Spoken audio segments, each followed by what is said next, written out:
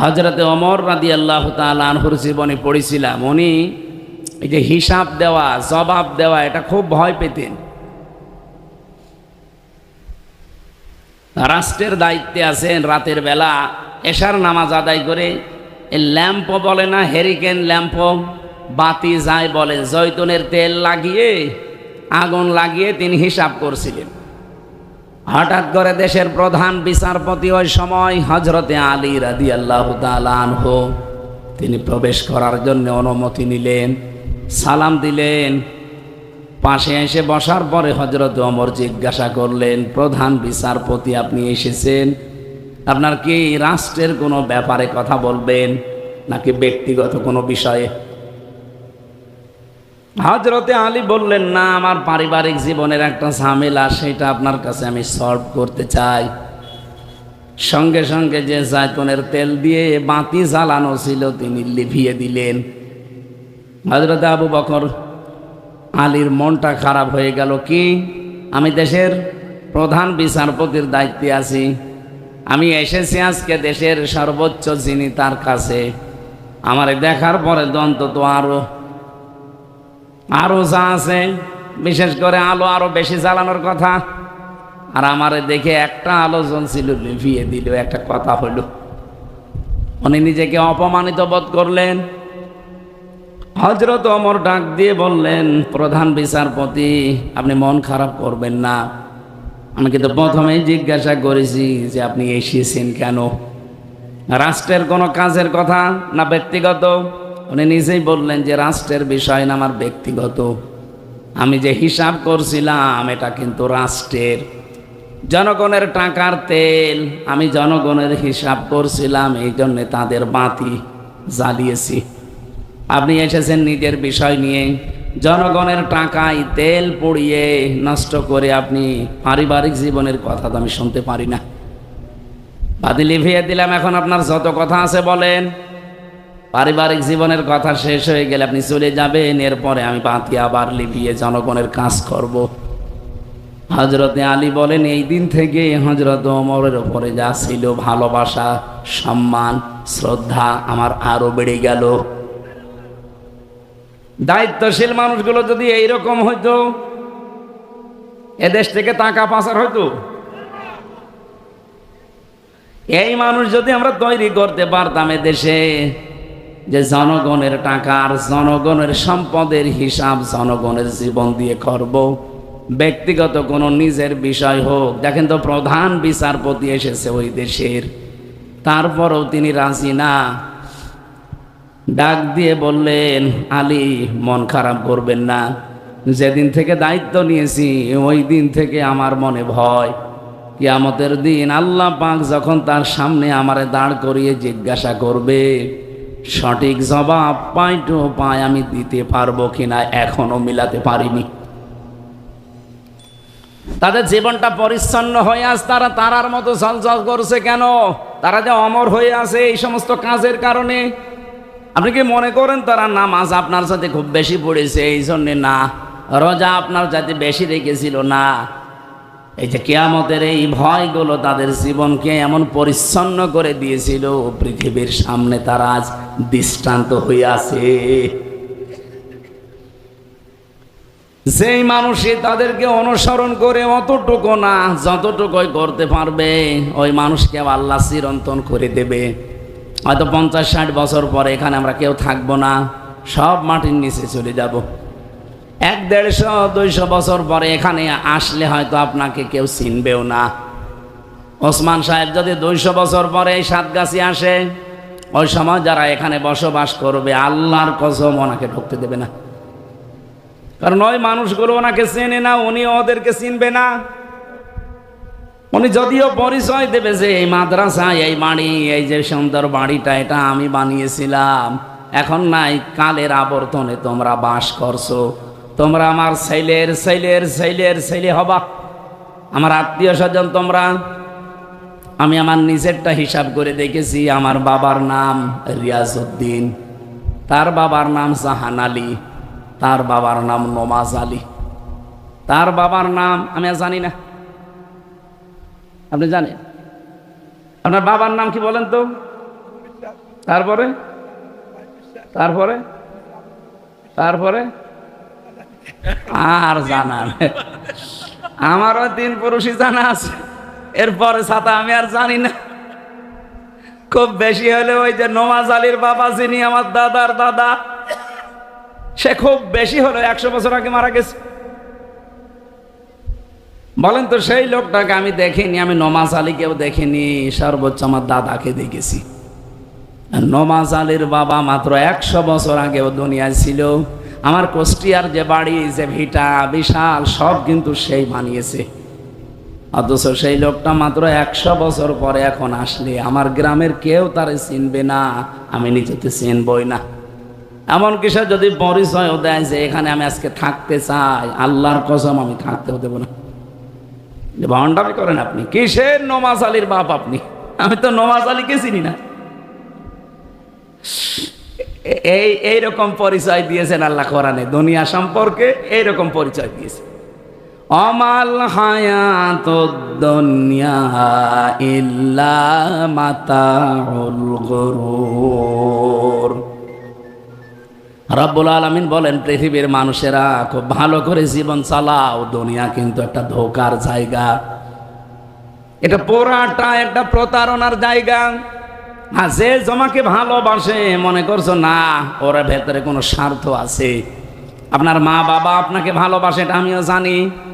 আপনার স্ত্রী আপনাকে ভালোবাসে, এটা আমিও জানি, আল্লাহও জানে। কিন্তু সবগুলোকে আল্লাহ ধোঁকা বললেন কেন? মাঝে মাঝে আমার এই আয়াতটা নিয়ে মনে হয় যে আল্লাহ সবগুলোকেই ধোঁকা বলে দিলে মা বাবাও ধোঁকা নাকি? এত কষ্ট করে বউ আমার এত ভালোবাসেও ধোঁকা হয় কি করে? তো বাস্তবে আপনি নিয়ে জানতাম।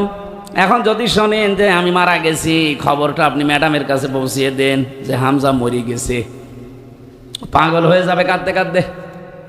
হয়তো পারে একেবারে 2-3 দিন 5 দিন খাওয়া দাওয়ায় হাফ করে দেবে, বন্ধই করে দেবে। দেখবেন 1 মাস পরে ঠিক স্বাভাবিক হয়ে গেছে। কি এটা কি বাস্তব না বানিয়ে বলছি? 100% এইভাবেই তাফসিরে আছে। 100 ভাগ 5 দিন 10 দিন 15 দিন 1 মাস পরে দেখবেন আবার সে তার মতো চলছে, স্বাভাবিক হয়ে গেছে। 4 মাস 10 দিনের ভেতরে দেখবেন তার বাবা অন্য জায়গায় বিয়েও দিয়ে দেবে। 7-8 দিন সংসার করে সে নিজেই কল দিয়ে বাবাকে বলবে, আব্বা হামজা তো আর কি ছিল, এখন যারে পেয়েছি হামজার চাইতে 100 গুণ ভালো মানুষ। আমি কি খারাপ ছিলাম? এই হচ্ছে দুনিয়া। আল্লাহ বারবার আমাদের কোরআন শরীফে আমি মনে হয় এইরকম আয়াতই বেশি পেয়েছি। আমাল হায়াতুদ দুনিয়া ইল্লা মাতাউল গুরুর। পৃথিবীর পুরা জমিন এটা ধোঁকা, প্রতারণা। সুতরাং এই ধোঁকার পেছনে থেকে নিজের আসল জীবন যেটা চোখ বন্ধ হওয়ার পরে শুরু হবে, এটা যেন ভুলে যেও না। আমরা এই জায়গায় অনেকে পাগলামি করি না, এই জায়গায় পাগলামি করা যাবে না। যাতে মাতাল হলেও তালে ঠিক থাকা লাগবে, আমার আসল জিনিস যেন নষ্ট না হয়ে যায়। কথা আমি বোঝাতে পেরেছি? দুনিয়ায় জীবনে যেভাবে চললাম, আমার মায়ের সাথে আমি ভালো ব্যবহার করি কেন? কারণ আমার এই ব্যবহার দিয়ে আমার আখেরাত তৈরি হবে। আমরা কথা বলছিলাম কি, আখেরাতের এই যে সামনে যে জীবনটা আছে, এটা তৈরি করার জন্য আমি আমার মায়ের সাথে ভালো ব্যবহার করি। ওসমান সাহেব ওনার মায়ের সাথে ভালো ব্যবহার করবে এই নিয়তে। হ্যাঁ, চোখ বন্ধ হওয়ার পর ওনার মা আর নেই, ওনার মার লাইন আলাদা, ওনার লাইন আলাদা। কিন্তু এই ভালো ব্যবহারটা দিয়ে ওনার পরবর্তী জীবনের সুখ শান্তি অশান্তি সব তৈরি হবে এই আচরণের উপর। হোসনা, মানুষের সাথে যে কথা বলো এটা যদি হাসি মুখে হয় তাহলে সাদগা দেওয়ার সওয়াব হয়। আর মা বাবার সাথে কেউ যদি হাসি মুখে কথা বলে তাহলে সে যেন নফল হজ করার সওয়াব পায়। আমি আমার স্ত্রীর হক আদায় করি এই কারণে, কারণ চোখ বন্ধ হয়ে গেলে তার রাস্তা আর আমার রাস্তা পুরা আলাদা। ফাইদা নুফিখা ফিস-সূর ফালা আনসাবা বাইনাহুম ইয়াওমাইযিন ওয়ালা ইয়াতাসালুন। নসবের বহু বচন আল্লাহ আনসাব দিয়েছেন। যেই দিন ফুৎকার দেওয়া হবে সিংহায়, তার মানে আপনার মরণ যেদিন আরম্ভ হবে, ওই দিন থেকে যত রকমের সম্পর্ক ছিল দুনিয়ায়, আল্লাহ বলেন সব শেষ, কারো সম্পর্ক আর বাকি নেই। যত রকমের সম্পর্ক বলেন, দলীয় সম্পর্ক হয়, আত্মীয়তার সম্পর্ক হয়, আরো যত রকমের সম্পর্ক আপনারা দুনিয়ায় বানান, আল্লাহ বলেন সব আমি কাট করে দেব। ইয়াউমাইযি ওয়ালা ইয়াতাসালুন, এমনকি মরণের পরে কেউ আপনার সম্পর্কে কিছু জিজ্ঞাসাও করবে না। আয়াতের তাফসীর পড়তে গিয়ে বেশি কোনো মানুষ কিয়ামতে যদি একটা নেকির জন্য জান্নাতে যেতে না পারে, আল্লাহ তার সুযোগ দেবেন, যা তোর আপনজন যারা আছে তার কাছে। লোকটা সর্বপ্রথম যাবে তার মায়ের কাছে। মুফাসসির বলেন 500 বছর পর্যন্ত মায়ের পা ধরে পড়ে থাকবে। 500 বছর পরে মুখের ওপরে লাথি দিয়ে বলবে, দূর হয়ে যা, কে তুই, পরিচয় তোর আমি জানি না। বলেন নাউজুবিল্লাহ। আখিরাতের কথাগুলো নবীজি ওই 1500 বছর আগে ওই মানুষগুলোকে শুনিয়েছিলেন, যারা চুরি করত, ডাকাতি করত, ছিনতাই করত, জেনা করত, মানুষের সম্পদ কেড়ে নিত। কিন্তু জগৎ যেহেতু আর একটা আছে, ওখানে আমার আসল জীবনের হিসাব নিকাশ শুরু হবে। এটা যার ভেতরে জড় যত দৃঢ়ভাবে তৈরি হয়েছিল, তার জীবন কিন্তু তত বেশি পরিচ্ছন্ন হয়েছিল। আমি একজনের নাম বললাম, হযরত ওমর। কি চিন্তা নিয়ে রাষ্ট্র চালিয়েছিলেন বলেন তো? যে একজন রাষ্ট্রের প্রধান বিচারপতি এসেছে তার কাছে, তারপরেও তিনি রাজি না রাষ্ট্রের সম্পদ অবৈধভাবে ব্যয় করতে। এটা তার কাছে অবৈধ মনে হচ্ছে। আমার দেশটা দাঁড়িয়ে যেত। আমি মালয়েশিয়া ছিলাম কয়েকদিন আগে, তাদের দেশ 2004 সাল থেকে দাঁড়িয়ে গেছে। দুইটা বিষয়, আমি অনেকগুলো মানুষের সাথে মিশেছি ওই দেশে, দুইটা বিষয় তারা কম্প্রোমাইজ করে না, খুব কঠিন। এক নম্বরে দুর্নীতি। যে কোনো জায়গায় যদি দুর্নীতির গণগন্ধ পায়, যার দ্বারা হবে তার কোনো বিচার নেই, সঙ্গে সঙ্গে মেরে ফেলবে। খাদ্যে একবার ভেজাল পেয়েছিলাম, জমার দিন দেখলাম তার বিচার হচ্ছে। ওখানে তো বড় বড় মসজিদের যারা খতিব, ও দেশে যদিও ইসলামী আইন 100% চলে না, তারপরও বড় বড় মসজিদের, বাংলাদেশের যেমন বাইতুল মুকাররম, ওই দেশে সর্বোচ্চ মসজিদের ইমাম যারা, তারা মন্ত্রীর মর্যাদা এবং প্রধান বিচারপতির মর্যাদা নিয়ে চলে।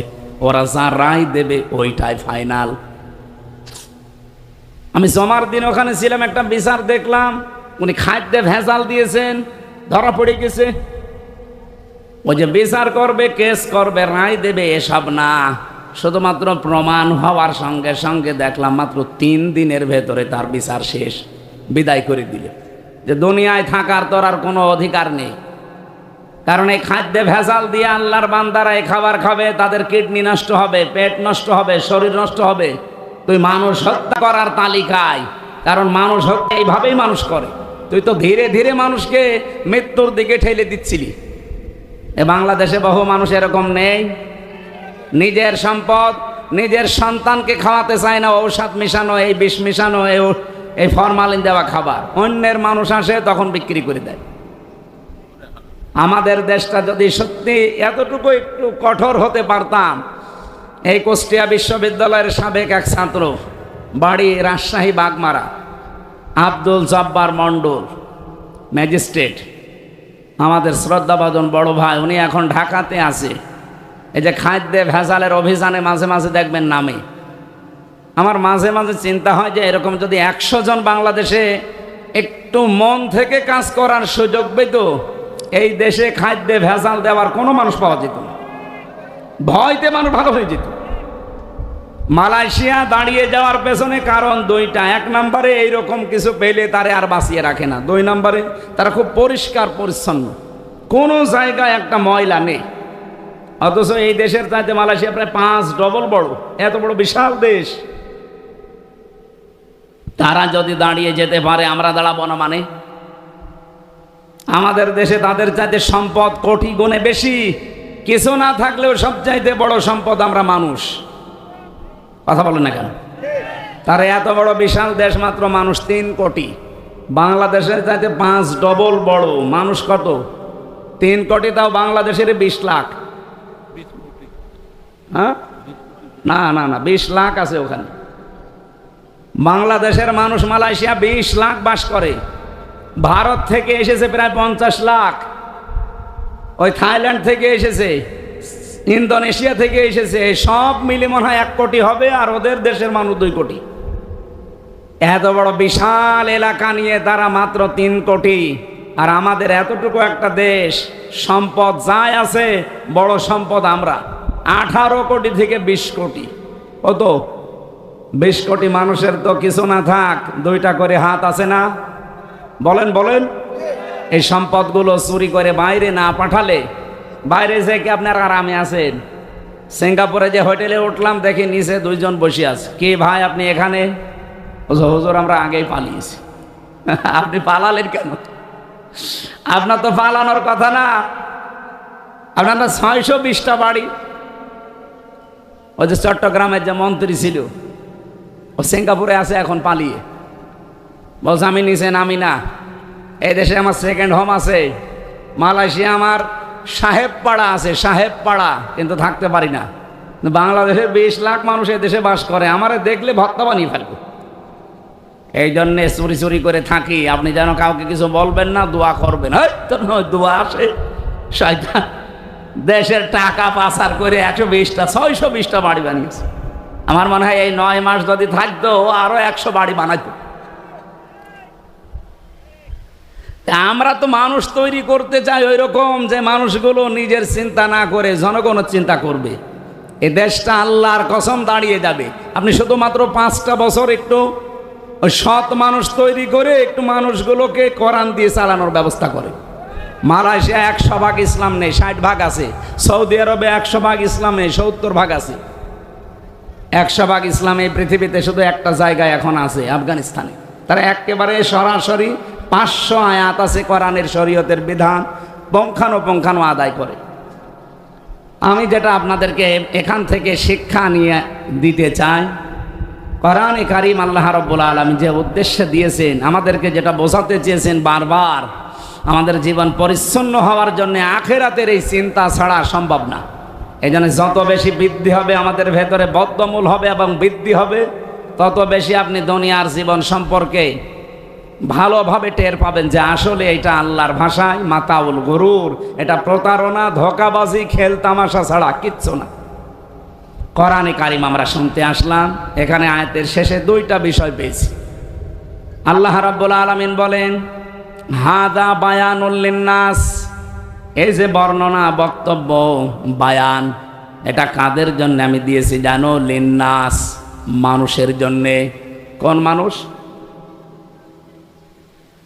এই লাম শব্দটা আরবি গ্রামার অনুযায়ী প্রায় 13টা অর্থে ব্যবহার হয়। এখানে যে অর্থ এসেছে লাম ব্যবহার করার জন্যে, সেটা জীবিত মানুষদের জন্যে। কোরআন আল্লাহ নাজিল করেছেন, বর্ণনা দিয়েছেন, বক্তব্য এর ভেতরে আছে। এ কি মরা মানুষদের জন্যে না জীবিত? আমরা কি মরা না জীবিত? তাহলে আমাদের জন্যই বর্ণনা। 2টা বিষয় দিয়ে আল্লাহ কোরআন সাজিয়েছেন অবদান। 1 নম্বরে এদের ভেতরে পথ নির্দেশিকা আছে। 2 নম্বরে মাউইজাতুন, এর ভেতরে প্রেসক্রিপশন আছে, উপদেশ আছে। ডাক্তারের কাছে প্রেসক্রিপশন নিতে গেলেই দেখবেন আপনাকে পরীক্ষা করার পর উনি যা লিখবে, প্রায় 4টা বিষয় ওই প্রেসক্রিপশনের ভেতরে আমি পেয়েছি। 1 নম্বরে ডাক্তারের নাম লেখা থাকে, এরপরে আপনার নাম লিখবে, আপনার বয়স লিখবে। 3 নম্বরে ঔষধগুলোর নাম লিখবে। 4 নম্বরের পাশাপাশি ঔষধের ডোজ লিখবে। কি কোনোদিন পড়েননি প্রেসক্রিপশন? কোরআনে কারিমে পুরোটা আল্লাহ এভাবে সাজিয়ে দিয়েছেন প্রেসক্রিপশনের মতো করে। এটা সবার জন্য আল্লাহ বলেন প্রেসক্রিপশন হবে না, উপদেশ হবে না, পথও দেখাবে না সবাইকে। ওহুদা ওয়া মাউইজাতুল লিল মুত্তাকিন, পৃথিবীতে যারা ভদ্রলোক, মুত্তাকি শব্দের শাব্দিক অর্থ হচ্ছে ভদ্রলোক। দুনিয়ায় যে মানুষগুলো ভদ্রলোক, তাদের জন্য আল্লাহ এই 2টা জিনিস দিয়ে কোরআন সাজিয়েছেন, বর্ণনা দিয়েছেন। বলেন সুবহানাল্লাহ। তাহলে আমরা যদি সত্যি আজকে ভদ্রলোক হতে পারি কোরআনের ভাষায়, তাহলে আমাদের জন্য এখানে উপদেশ আছে, আমাদের জন্য এর ভেতরে অবশ্যই পথ নির্দেশিকা, কিভাবে পথ চলা লাগবে সেই নির্দেশগুলো আছে। একটা হাদিস পড়ছিলাম না প্রথমে, হযরত আবু যর রাদিয়াল্লাহু তাআলা আনহু থেকে বর্ণিত। বিশ্বনবী জানিয়েছেন, আমি একবার দীর্ঘ একটা হাদিস বর্ণনা করছিলাম হযরত আবু যর রাদিয়াল্লাহু তাআলা আনহুর কাছে। তিনি বলেন, আমি প্রায় 83 কিলোমিটার দূর থেকে নবীর কাছে এসেছিলাম। ডাক দিয়ে বললাম, হে রাসূল, সবসময় তো আসতে পারি না, পাহাড়ি এলাকার পথ মাড়িয়ে আসা বড় কঠিন। আপনি আমাকে এমন এমন কিছু কথা বলেন যেগুলো আমার এলাকায় গিয়ে আমি মানতে পারলে আমি যেন জান্নাতি হতে পারি।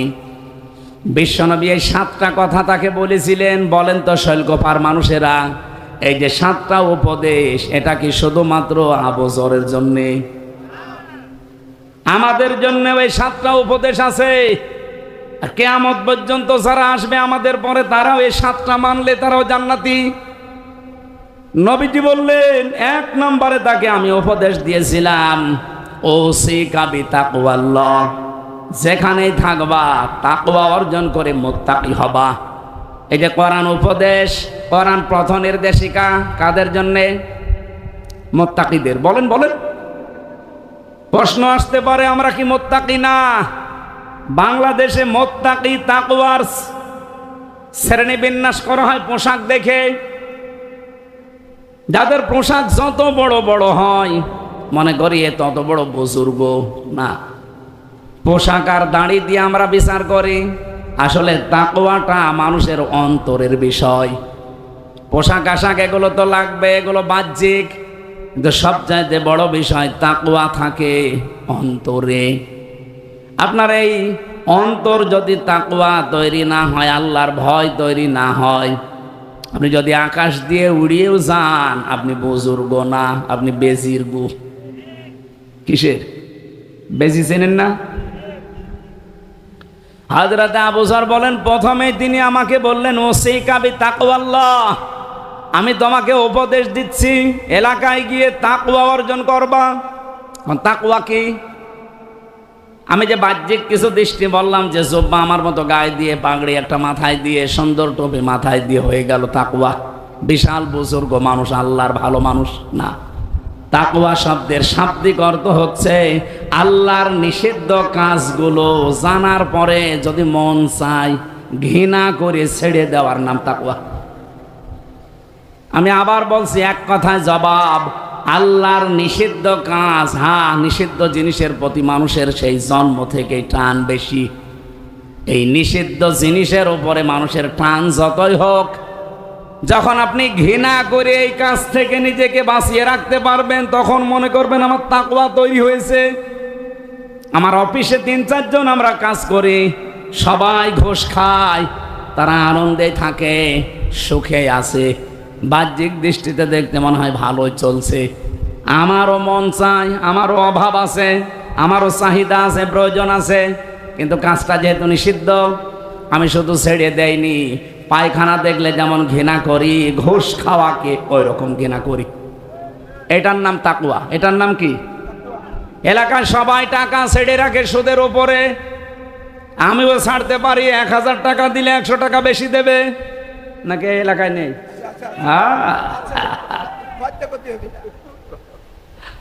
যারা এই কাজ করে আমি জানি, এখানে তারা এখনো বসে আছে, ওয়াজ শুনে যে সুদের টাকা তুলবে। অবশ্য ঠিক, ওয়াজ শুনতে এসেছে, এটা শেষ করে যে টাকা ছেড়ে রেখেছিল 100 টাকা, 1000 টাকায় 100 টাকা বেশি পাবে, ওই টাকা এখন সে তুলবে। এরকম মুসল্লি নেই? কুষ্টিয়ায় যখন আমি ওই যে লালনের মাজারের পাশে নামাজ পড়াতাম, জুমার নামাজ, লালনের মাজার বলতে ওই যে আসল মাজার না, একতারা মোড়ে, আসরের নামাজ পড়ে এক মুরব্বীকে দেখি বসে বসে তসবিহ টিপছে। আর সবাই তো বের হয়ে চলে গেল, আপনি বলছেন আমিও যাব। ঠিক আছে, আপনি আসেন। আমি গেলাম। আমি যে দোকানে বসে আছি এনএস রোডে, দেখি ওই লোক আমার যে দোকানে আমি বসি, ওই দোকানে যাই, যে বসে আছে, কথা বলে না। কি গো, একে আমার পেছনে লেগেছে। আমি যখন আর এক দোকানে গিয়ে ওনারে চলে যাওয়ার পরে জিজ্ঞাসা করছি, এ লোক সবসময় খালি পেছনে দাঁড়িয়ে আছে। হুজুর না, ওই যে এখানে যতগুলো দোকানদার দেখতে পাচ্ছেন, প্রায় দোকানে ওর টাকা ছাড়া আছে। ওই 1 মাস পরে পরে আসরের নামাজ পড়ে এই দিন ও টাকা তুলে বেড়ায়। কিসের টাকা? সুদের। কি করে আসলো? আসরের নামাজ, মানে নামাজ পড়ে মোনাজাত করে এখন টাকা তুলছে। এটা হালাল হবে? ও যত বড় জব্বা গায়ে দিক আর আসরের নামাজ যদি 10-12 পড়ে, ওর ভেতরে তাকওয়া আছে? এক কথা বলে না, নেই। এটা না আল্লাহর নিষিদ্ধ যে কাজ, আপনি না খেয়ে মরে যান দরকার হয়, তারপরও মরণের পরে অন্তত বানানো জান্নাত পাওয়ার একটা আশা আছে। কিন্তু জেনে শুনে যদি আপনি এই সুদের টাকা নিয়ে আরামে খেয়ে যান, ওটা তো আরামে খাচ্ছেন না। সুদের টাকা খাওয়ার মায়ের সাথে জেনা করা একই কথা। অথচ যে ওসমান ভাই বলছে এলাকায় নাকি এই গোনা চলছে, কারা করছেন হাত তোলেন তো দেখি। কই আপনি আন্দাজে বলেন কেন? এরকম মানুষ এলাকায় থাকবে? যদি কেউ থাকেন ভাই, তাকওয়া অর্জন মানে শুধুমাত্র এই নামাজ পড়া রোজা রাখা না ভাই, খালি দাড়ি রাখা জুব্বা গায়ে দেওয়া না। তাকওয়া মানে আল্লাহর নিষিদ্ধ কাজ যেটা মন আমার চাই, কিন্তু আমি আল্লাহর ভয়ে শুধু ছেড়ে দেব না। ছেড়ে দেওয়ার নাম খৌফ। ছেড়ে দেওয়ার নাম কি? খৌফ। আর নিষিদ্ধ কাজ ঘৃণা করে ছেড়ে দেওয়ার নাম হচ্ছে তাকওয়া। যারা পরকীয়া প্রেমে আসক্ত আছে এবং নিজের স্ত্রী বাদ দিয়ে অন্যের সাথে যাদের লাইন আছে, অনেকের লাইন আবার ভাবির সাথে। আপনি একটা কাজ করেন, একটা প্রতিবেশীর স্ত্রী, ভাবি এবং বিবাহিত মেয়ে যারা, তাদের সাথে যাদের লাইন আছে, ও সরাসরি জাহান্নামী। কারণ একটা অবিবাহিত মেয়ের সাথে যদি লাইন ঘাট করে আপনি বিয়ে করে নেন, মাপ পেয়ে যাবেন। আর একজনের বউ আপনার রুচি নাই কি করি? আপনি মানুষ। এলাকায় যদি এই গোনায় কেউ থাকেন, বিশেষ করে পরকীয়া প্রেমে আসক্ত থাকেন, যেহেতু নিষিদ্ধ কাজ এটা, এই মুহূর্তে তওবা করা লাগবে আর ওই নাম্বারগুলো ডিলিট করা লাগবে। কারা কারা এই কাজ ছেড়ে দেবেন হাত তোলেন তো। এই এলাকায় এসব চলছে না আলহামদুলিল্লাহ। আপনি ওয়াজ দিয়েছেন কেন? আপনি গান দেবেন, এটা তো আপনার আল্লাহর ওলি বসে আছে। যাকে এলাকায় তাকওয়াবান লোক ভালো আছে, কালকে একটা পেপারে দিয়ে দেবেন যে শৈলকুপা থানার আশপাশে যারা আছে এদের জীবনে কোনো পরকীয়া প্রেম নেই। আপনারা পুরস্কার পাবেন, অনেক বড় জিনিস তো। এখন এই যে তাকওয়ার কথা বলছিলাম, এই সমস্ত আল্লাহর নিষিদ্ধ কাজ ঘৃণা করে ছেড়ে দিলে কি হবে? সাহাবী বললেন, হে নবী, এটার দ্বারা আমার কি উপকার হবে? ফাইন্নাহু আজিয়ানু লিআমরিকা কুল্লিহি। নবীজি বলেন, পৃথিবীর যত কাজ আছে আল্লাহ সব কাজ তোমার জন্য সৌন্দর্যমণ্ডিত করে দেবে। যে কাজে হাত দিবা কাজটা সুন্দর হয়ে যাবে তোমার জন্য, শুধু এই তাকওয়ার কারণে। সাহাবী ডাক দিয়ে বললেন, বলতো সেদিনই ইয়া রাসূলুল্লাহ, নবীজি আপনি আমাকে আরেকটু বলেন। বিশ্বনবী বলেন, আলাইকা বিতিলাওয়াতিল কোরআন ওয়া যিকরিল্লাহি আযজা ওয়া জাল্লা। নিজের উপরে আবশ্যক করে নিবা, নিজের উপরে ফরজ করে নিবা, নিজের উপরে লিখিত করে নিবা যে দুনিয়ায় যতদিন বেঁচে আছি প্রতিদিন কম বেশি আমি কোরআন পড়ব। এটা আজকে থেকে নিয়ত করা যায় না। যতদিন বেঁচে আছি এক আয়াত হলেও প্রতিদিন আমি পড়বই। আর বুঝে শুনে পড়বেন, যেহেতু ইবনে কাসির তাফসিরটা বাংলায় সহজ এবং মারিফুল কোরআন সহজ। প্রতিটি মুসলমানের ঘরে ঘরে আমার ইবনে কাসিরটা থাকা আমার মনে হয় জরুরি।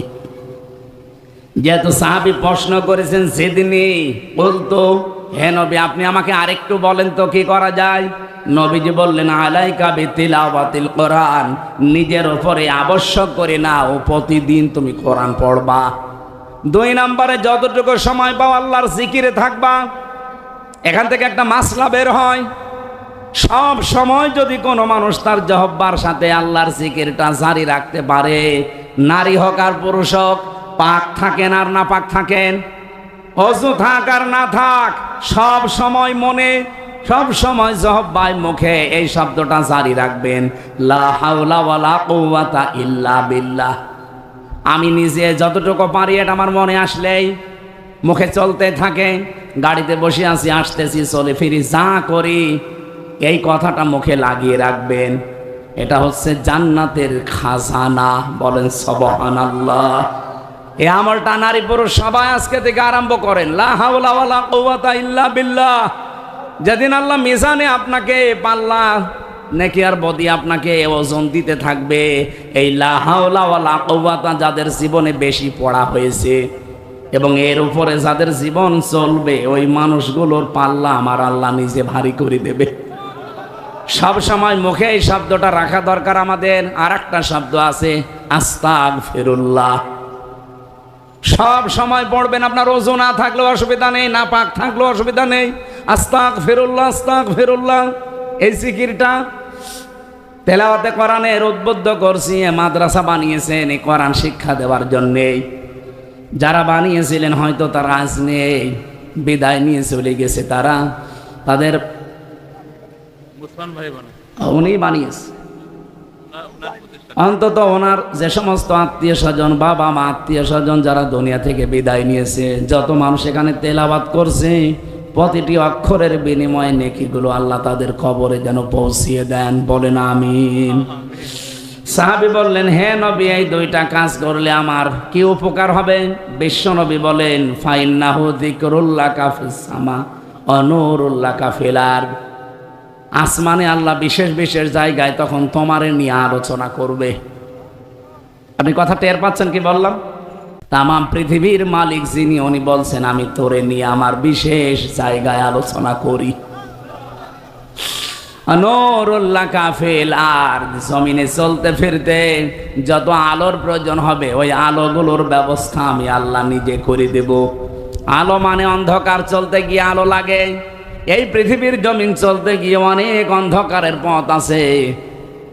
এই অন্ধকারের পথগুলোকে মাড়িয়ে চলার জন্য আলো লাগবে। ওই আধ্যাত্মিক আলোগুলো আল্লাহ আপনাকে নিজে দান করে দেবে। সাহাবী বললেন, সিদিনী বলতো ইয়া রাসূলুল্লাহ, নবী আপনি আমাকে আর একটু বলেন। বিশ্ব নবী বলেন, আলাইকা বিতুলিস সামতি, অধিকাংশ সময় যদি কাজকর্ম না থাকে, প্রয়োজন না থাকে, কথা বলবা না, চুপ করে থাকবা। এই অভ্যাসটা আমাদের নেই। চার দোকানে বসলে কিছু মানুষ আছে আন্দাজে গেছায়, কোনো কাজ নেই, কোনো কাম নেই, কোনো উপকার নেই, আন্দাজে গেছাতে আছে। এই যে বেশি যারা কথা বলে এদেরকে আমরা বাসাল বলি। কথা বেশি বললে ভুল হওয়ার সম্ভাবনা নেই। এটা দামি জিনিস না হলে নবীজি উপদেশ দিতেন না। ডাক দিয়ে বললেন, আলাইকা বিতুলিস সামতি, নিজের ওপর এটা আবশ্যক করে নাও যে কোনো কাজ কাম যদি না থাকে, প্রয়োজন না হয়, চুপ করে থাকবা। অনর্থক কোনো কথা, অনর্থক কোনো কাজ করতে যাবা না। সাহাবী বললেন, হে নবী, এটা করলে আমার কি উপকার হবে? ফাইন্নাহু মাতরাদাতুল লিশায়াতিন ওয়া আউনুল লাকা আলা আমরি দীনিকা। এক নম্বরে শয়তানের ওয়াসওয়াসা থেকে আল্লাহ তোমাকে বাঁচিয়ে দেবে। দুই নম্বরে পৃথিবীর যত কাজ কারবার আছে এই কাজগুলো আমার আল্লাহ নিজের পক্ষ থেকে সহজ করে দেবে। অনেক বড় বড় কথা বলছিলেন সাহাবীর কাছে। তিন নম্বরে উনি ডাক দিয়ে বলেন, বলতো জিদনি ইয়া রাসূলুল্লাহ, হে নবী আপনি আমাকে আর একটু কিছু বলেন। বিশ্বনবী ডাক দিয়ে বললেন, ইয়াকা ওয়াদ্দিহাকা, সাবধান থাকবা, আন্দাজে হাসবা না। এই যে বেকার কিছু মানুষ হাসাহাসি করে, কোনো কাজ নেই, কাম নেই, আপনি হাসতে পারেন, কিন্তু কাজের জন্য যদি হয় তাও তো মৃদু হাসি যেটাকে তাবাসসুম বলা হয়, অট্ট হাসি যেটা আন্দাজে। এই যে কিছু ডাক্তার এই তথ্যটা ছড়িয়েছে, কারা ছড়িয়েছে আমি জানি না, যে যারা বেশি বেশি হাসে তাদের হার্ট ভালো থাকে। এটা কোরআনের পুরা বিপরীত কথা। আন্দাজে যারা অট্ট হাসি দেবে তাদের এই যে পরের হাদিসের পরের শব্দ। সাহাবী বললেন, হে নবী, বেশি বেশি হাসলে কি হবে আমার? ফাইন্নাহু ইয়ামিতুল কলবা ওয়া ইয়াযহাবু বিনুরিল ওয়াজহি। এক নম্বরে তোমার ক্ষতি হয়ে যাবে, এই দুনিয়া থেকে তোমার যে কলব আল্লাহ দিয়েছিল কলব মরে যাবে। আর ডাক্তার নাকি বলে যে বেশি বেশি হাসলে নাকি কলব, আত্মা, এরপরে আর কি আছে, হার্ট নাকি ভালো থাকে। এটা মিথ্যা কথা। আরো আপনার হার্ট নষ্ট হয়ে যাবে বিনা কারণে যদি কেউ অট্ট হাসি দেয়, আন্দাজে হাসতেই থাকে। নবীজি বলেন, আমি নবী, তোমরা নবী না। আমি যা দেখি তোমরা দেখতে পাও না। আমি যা দেখি যদি সত্যি তোমরা দেখতে পেতে, জীবনেও কোনো দিন হাসতে না, সারা জীবন কাদা লাগতো। ফালিয়াদহাকু কলিলা ওয়া লাবকু কাসীরা জাযাম বিমা কানু ইয়াকসিবুন। বেশি বেশি আমার বান্দাদেরকে হাসতে মানা করো, বলো যদি সময় পায় সে যেন অপরাধের কথা চিন্তা করে খণ্ডন করে। অসংখ্য বাবা, সেই আমলটাও আমাদের ভেতরে নিয়ে আসা দরকার।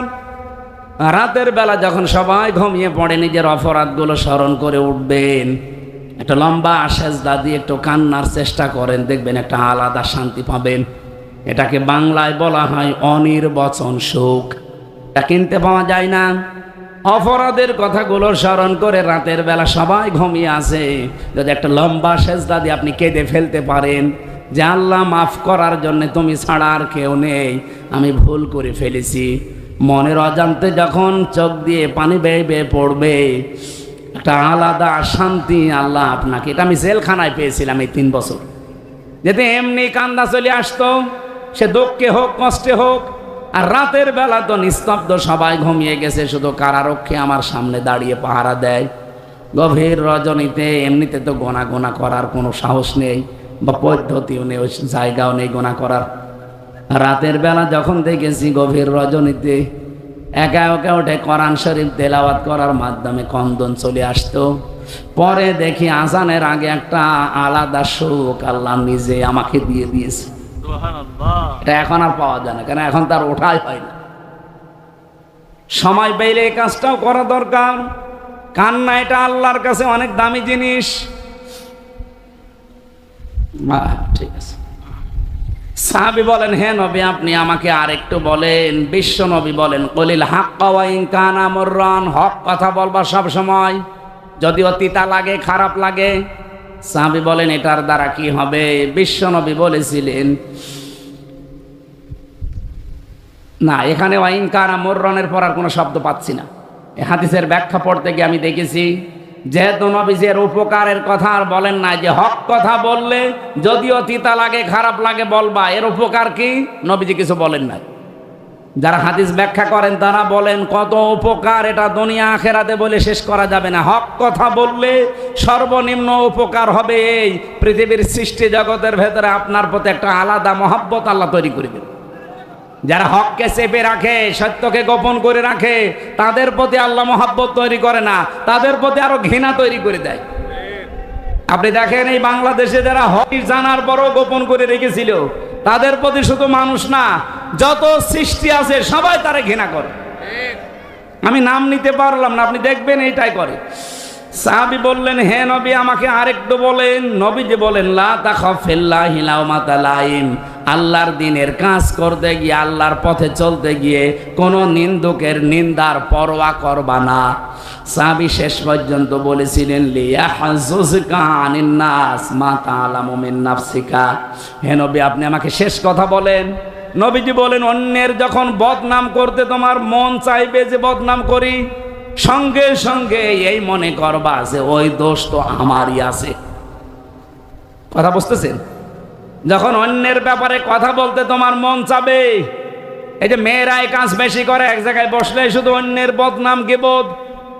সাবধান, আপনি অন্যের কথা যখনই মনে আসবে যে একটু বলি, সব সময় মনের ভেতরে এই চিন্তাটা নিয়ে আসবেন যে এই দোষ তো আমারই আছে। আমি অন্যের এই কথাগুলো একজনকে শোনাচ্ছি, অথচ এই দোষ তো আমি নিজেই করি। এই 7টা বিষয় যদি নিজের ভেতরে বদ্ধমূল করে নিতে পারো, আমি নবী বললাম তুমি জান্নাতি। সাহাবী বলেন, হে নবী যে 7টা বিষয় বললেন, আমি কমাবো না বাড়াবো না, এতটুকুর ওপরে থাকতে চাই। আমরাও যদি সত্যি মাউইযাতুল লিল মুত্তাকিন, আল্লাহ আমাদেরকে পৃথিবীতে পথ নির্দেশিকা এবং প্রেসক্রিপশন দিয়ে যে কোরআন দিলেন সবার জন্য না, মুত্তাকি হবে যারা, ভদ্রলোক হবে যারা আল্লাহর ভাষায়, তাদের জন্য এই গাইডলাইনগুলো আল্লাহ দিয়েছেন। এখন থেকেই মেনে চলার তৌফিক কামনা করছি, বলেন আমিন। মানিদ্দাআ মা লাইসা লাহু ফালাইসা মিন্না ওয়ালিয়াতাবাওয়া মাকআদাহু মিনান নার। যে জিনিস যার না, সে যদি দখল করে নেয়, সঙ্গে সঙ্গে সে আমি নবীর দল থেকে বের হয়ে যায়। নবীর দল মানে কি? নবীর উম্মত। দল মানে কি? বলেন বলেন। যে জিনিস আপনার না, ওটা যদি আপনি জোর জবরদস্তি করে দখল করে নিয়ে নেন, নিজের আয়ত্তে রাখেন, যেই দিন এই কাজ করবেন ওই দিন আপনি আর নবীর উম্মতের ভেতরে নেই, আপনি বের হয়ে গেছেন। এ বাংলাদেশে কি এরকম কেউ করেনি? আপনারা কি কবরস্থানে আছেন? জবাব দেন না কেন? এরকম বাংলাদেশে কেউ করেছে না করে নাই? আপনি বলেন তো, আপনি নামাজ পড়তে পারেন, রোজা রাখতে পারেন, আপনি হজ করে এসেছে, আপনার দাড়ি বড় বড়, তাতে কি? আপনি কিন্তু নবীর উম্মত আর নেই, কারণ অন্যের জিনিস আপনি দখল করে নিয়েছেন। হ্যাঁ, এখানে শুধু ঠিক বলা ঠিক না, এর ভেতরে আর একটা কথা আছে। আর একটা কথা কি টিকায় আছে, এটা যারা ব্যাখ্যা করে, বিশ্লেষণ বোঝে, তাদের জন্য এই লিখেছে মুহাদ্দিসিন ইকরাম, যা যদি কোনো জিনিস আপনার থাকে, আপনার দখলে ছিল, সেটা কেউ নিয়েছিল, এখন ওইটা যদি আপনি আবার নিয়ে নেন, ফেরত পান, তাহলে এই শাস্তির আওতায় আপনি থাকবেন না। যে জিনিস আপনার নিজের ছিল, আপনার নিজেরই জিনিস, কিন্তু সেটা হারিয়ে গিয়েছিল, দখল হয়ে গিয়েছিল, কেউ নিয়েছিল, সেটা যদি আপনি এখন ফেরত পান, নিয়ে নেন, তাহলে এই হাদিসের যে শাস্তি, এর আওতায় আপনি নেই। এর শাস্তি কি পেলাম? যে আপনি নবীর উম্মত থাকেন না, বের হয়ে চলে গেছেন। এ বাংলাদেশে বহু ঘটনা এরকম আছে, যে জিনিস আমার নিজের ছিল, আমি আবার নিজে ফেরত পেয়েছি, তাহলে এই শাস্তি আমার জন্য না। কিন্তু যেটা আমার না, ওইটা যদি আমি নিজের দখলে নিয়ে, বাবা শাহজালাল সব হালাল, এই চরিত্র যাদের ছিল বা যাদের আছে, আপনি এখনই তাওবা করেন আর যার জিনিস তারে ফেরত দেন। কারণ এর দ্বিতীয় কথা আরো মারাত্মক, ওয়ালিয়াতা বাওয়া মাকাদাহু মিনান নার, সে যেন জাহান্নামে নিজের একটা স্থান তৈরি করে নিল। বলেন নাউজুবিল্লাহি মিন যালিক। সুতরাং দখলদারিত্ব, দখল করে নেওয়া, এটা জাহান্নামী মানুষদের স্বভাব। ইন্নামাস সাবিলু আলাল্লাযিনা ইয়াজলিমুনান নাস, সূরা সূরা 13 নাম্বার কি 25 নাম্বার পারা 42 নাম্বার আয়াত, এটা 6 নাম্বার পৃষ্ঠার 13 নাম্বার লাইনে আছে, প্রথম অংশে পাবেন। আল্লাহ পাক বলেন, ইন্নামাস সাবিলু আলাল্লাযিনা ইয়াজলিমুনান নাস, অবশ্যই আমি আল্লাহ মামলা দেব, কেস দেব, অভিযোগ দায়ের করব তাদের বিরুদ্ধে যারা মানুষ হয়ে মানুষের ওপরে জুলুম করে। দখলবাজদের জন্য শাস্তি আমরা এই হাদিসে দুইটা পেয়েছি। এক নম্বরে, সেই দিন থেকে সে নবীর উম্মতের বাইরে চলে যায়, হয়তো সে ইহুদি হবে, নাই খ্রিস্টান হবে, নাই বৌদ্ধ হবে, নাই অন্যান্য পৃথিবীর যে 4500 ধর্ম আছে সেই ধর্মের অনুসারী, ও আর মুসলমান থাকবে না। যারা এই দখলবাজ, দখলদার, অন্যের জিনিস নিজের আয়ত্তে নিয়ে নেয় জোর করে, সে যেভাবেই হোক, চাঁদাবাজি করে হোক, ছিনতাই করে হোক, চুরি ডাকাতি করে হোক, আরো কত কায়দা কৌশল আছে ফাঁকি দিয়ে, অনেকে প্রতারণা করেও নিয়ে নেয়। একজনের জমি হয়তো সে ভালো বোঝে না, ওরে কি 8-60 বসিয়ে বলে যে এখানে সই করে দাও, অসুবিধা নেই, সই করে দেখা যাচ্ছে তার জমিটাও নিয়ে নিল। এরকম চালাক মানুষ দেশে নেই? আমরা নবীর হাদিসের এই প্রথম পয়েন্টে যেন কেউ না পড়ে যায়। আমি দেখতে পাচ্ছি বাংলাদেশে বহু মানুষ অলরেডি এই হাদিসের এই শাস্তির ভেতরে এখন আছে। তারা নামাজ পড়তে পারে কিন্তু নবীর উম্মত না, কারণ মুনাফিকরাও নামাজ পড়তো। এই কথা বলে না কেন? তাও মুনাফিকরা নামাজ পড়েছে হামজার পেছনে, নবীর পেছনে। এই সাতগাছি না কি এলাকা, সাতগাছি মসজিদে না, ও নামাজ পড়েছে মসজিদে নববীতে, কাবা শরীফে।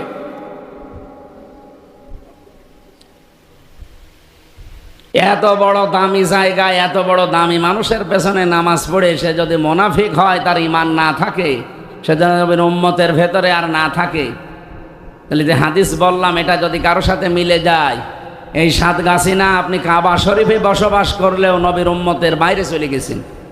আল্লাহ আমাদের হেফাজত করুন, আমিন। 2 নম্বরে, ওয়ালিয়াতা বাওয়া মাকাদাহু মিনান নার, সে যেন জাহান্নামে নিজের স্থান তৈরি করে নেয়। আরো বলেন নাউজুবিল্লাহ। আল্লাহ আমাদের হেফাজত করুন। আমি যেহেতু কোরআন সবার জন্য এই কথা নিয়ে আরম্ভ করেছিলাম, সুতরাং এখানে শুধু মুসলমান না, যারাই আসবেন, হাদিসে এসেছে পৃথিবীতে 3টা জায়গায় যদি কেউ সময় ব্যয় করে, সম্পদ ব্যয় করে, কিয়ামতে আল্লাহ যখন হিসাব আরম্ভ করবেন, তখন এই সময়টা, এই সম্পদের হিসাব আল্লাহ নেবেন না। যে সময়টা আপনার দুনিয়াতে কোরআনের পেছনে ব্যয় হয়, হয় কোরআন শিক্ষায়, কোরআন প্রচারে, কোরআন প্রসারে, কোরআন কায়েমে, এর জন্য যদি আপনার সম্পদ খরচ হয়, সময় খরচ হয়, কিয়ামতে যখন আল্লাহ এই 70 বছর 60 বছরের হিসাব নেবেন দাঁড়িয়ে দাঁড়িয়ে, তখন এই সময়টা আল্লাহ বাইরে রাখবেন, যে ওর হিসাব আর দেওয়া লাগবে না। আজকে যদি 1-1.5 ঘন্টা কোরআনের পেছনে আমরা ব্যয় করতে পারি, কোরআনের একটা আয়াত বোঝার জন্যে, যখন জবাব আল্লাহ আরম্ভ করবেন আমাদের কাছে নেওয়ার, যদি 1-1.5 ঘন্টা জবাব আর দেওয়া না লাগে, আপনি টের পাচ্ছেন কত বড় উপকার হবে। দুদকে ধরলে মানুষ আমরা পাগল হয়ে যায়, তাও তো এদেরকে ঘোষ ঘাস দিয়ে এদিক ওদিক করা যায়। আর আল্লাহ যেদিন কিয়ামতের দিন আমাদেরকে দাঁড় করিয়ে হিসাব নেবেন, কিছু চলবে ওই জায়গায়? সুতরাং জীবনের হিসাব মেলানো বড় কঠিন জিনিস। এটা মেয়েদের জন্য আলাদা করে কিছু বলতে পারছি না, সময় নেই। আপনার স্বামীকে ছেলেকে আমার এই গাড়ির কাছে পাঠিয়ে দেবেন। মোনাজাতের পরে আপনাদের লিখিত একটা বই নিয়ে এসেছি, জেলখানায় লিখেছিলাম পারিবারিক জীবনে যে সমস্যা, দাম্পত্য কলহ এবং সমাধান কি করে করা লাগে। নিজের মেয়েকে এগুলো পড়ান, স্ত্রীকে পড়াবেন, ওই গাড়িতে আছে। মোনাজাতের পরে নিয়ে যান, কাজে লাগবে ইনশাআল্লাহ। আল্লাহুম্মা আমিন। লা হাওলা ওয়ালা কুওয়াতা ইল্লা বিল্লাহিল আলিয়্যিল আযীম। আল্লাহুম্মা আগফিরলি ওয়ারহামনি ওয়াহদিনি ওয়াফিনি ওয়ারযুকনি ইয়া রাব্বাল আলামিন। লা ইলাহা ইল্লা আনতা সুবহানাকা ইন্নী কুনতু মিনাজ জালিমিন। সারাটা জীবন অপরাধ করে জীবনটা নষ্ট করে ফেলেছি। হাত ওঠায় কথা বলবো ভয় করে, লজ্জা করে। পেছনের দিকে তাকালে জাহান্নামের আগুন ছাড়া কিচ্ছু দেখতে পাই না। আল্লাহ তাআলা আমাদের পেছনের অপরাধের দিকে তাকালে তোমার মাফ করতে হয়তো ইচ্ছে করবে না। তোমার রহমতের দিকে তাকাও, তোমার এই গফর আর গফফার নামের দিকে তাকিয়ে আজকে পুরা অপরাধগুলো মাফ করে দাও। সাত্তার নামটা নিয়েছো, দুনিয়ায় আমাদের অপরাধ যেভাবে গোপন করে রেখেছো, কেউ টের পায় না, কেউ জানিও না। অনেকে কিয়ামতে তো কোটি কোটি মানুষ থাকবে, সবার সামনে ওপেন করে দিয়ে আমাদেরকে অপমান করো না। তোমার এই সাত্তার নামের ওসিলায় আমাদের জীবনের অপরাধগুলো তুমি আল্লাহ গোপন করে দিও। আজকে কোরআন শুনতে এসে যতটুকুই বুঝেছি, প্র্যাকটিক্যাল লাইফে আমল করার তৌফিক দাও।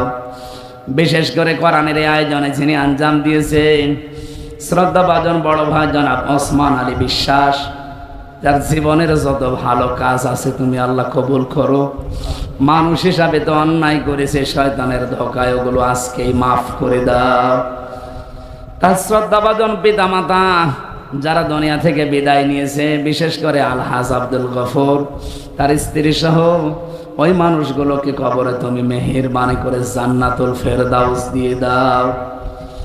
এই মাদ্রাসায় তোমার যে বান্দারা কোরআনে কারিম তেলাওয়াত করে, প্রতিটি অক্ষরের 10টা নেকি তার খবরে পৌঁছিয়ে দাও। তার পরিবারস্থ লোকদের জন্য দোয়া চেয়েছে, ভাই বোন আত্মীয় স্বজন স্ত্রী পুত্র যা তাদের দিয়েছো সই সালামতে রাখো।